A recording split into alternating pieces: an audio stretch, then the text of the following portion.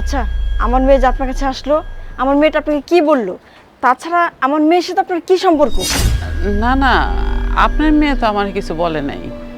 আর আপনার মেয়ের সাথে আমার কোনো সম্পর্কও নাই। একদম মিথ্যা কথা বলবেন না, সত্যি করে বলেন। আমি ওই দিন থেকে কিছু আজ করতে পারতেছি।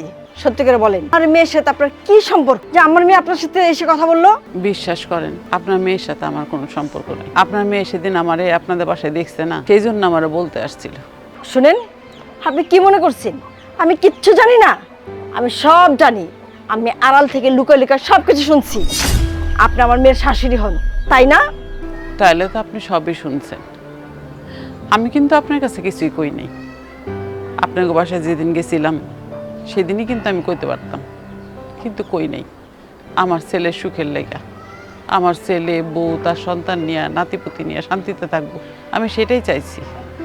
আমি তো আগে সুখের বাধা হইতে চাই নাই।